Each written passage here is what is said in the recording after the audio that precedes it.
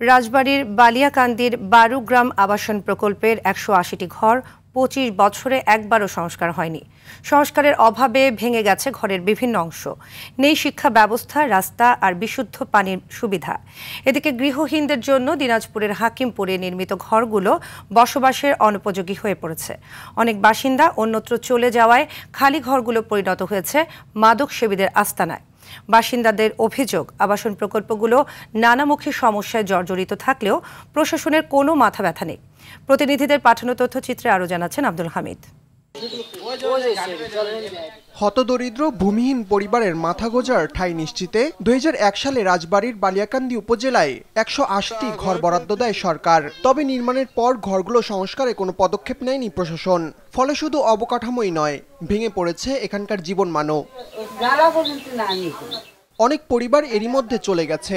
নিরুপায় হয়ে যারা আছেন, মৃত্যু ঝুঁকি নিয়ে পার করছেন মানবেতর জীবনযাপন। ঘর বাড়ি ভালো নাই, আবাসনের সব টিভির ফুটো হয়ে গেছে, পানি পড়ে, তাবু টানা টানায় সবাই থাকে। সরকার বেতন দেয় না, তাই বলে ম্যাডাম আসে না। ঘর দুয়ার ভেঙে গেছে, সিঁড়ি ভেঙে গেছে, দিঘি ভেঙে, গাছ গাছালি ভেঙে দিঘির মধ্যে পড়ে যায়। সমস্যা সমাধানের আশ্বাস দিয়ে দায় সারছে উপজেলা প্রশাসন।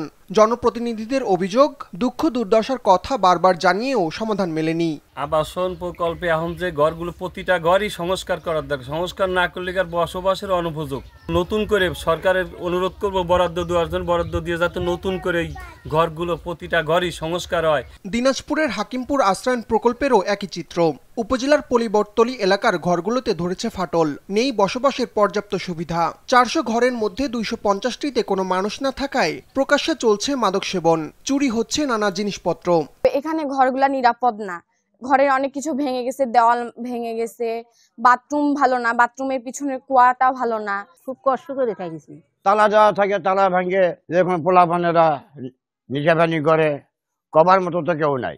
সমাধানে কি পদক্ষেপ নেওয়া হচ্ছে জানতে চাইলে দায়সারা উত্তর প্রকল্প কর্মকর্তা ও উপজেলা নির্বাহী কর্মকর্তার। যদি কোনো ঘরে কেউ না থাকে বা নতুন করে কেউ যদি সেই ঘরে থাকতে চায়, তারা আবেদন দিলে যারা থাকবে না তাদেরটা আমরা বাতিল করে যারা নতুন করে আবেদন দেবে তাদেরকে আমরা বন্দোবস্ত দিয়ে দেব। সহকারী কমিশনার ভূমি বা ভূমি মন্ত্রণালয় থেকে এই বিষয়গুলো আরো স্পষ্ট আসলে হতে পারে যে কিভাবে এগুলোকে ডিসেবল করা যেতে পারে। আমাদের যতটুকু সম্ভব এই কাজগুলোতে শুধুমাত্র টেকনিক্যাল সাপোর্ট সহ ঘর করে দেওয়ার বিষয়ে ছিল, বাকি তাদেরকে ঘর দেওয়া সহ বিষয়গুলো নিয়ে আমরা অত বিষয়ে কাজ করিনি। রাষ্ট্র অসহায় এই মানুষগুলোকে সাহায্যের হাত বাড়িয়ে দিলেও তার স্পর্শ পায়নি তারা।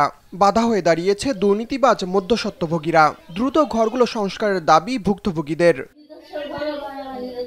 আব্দুল হামিদ, RTV।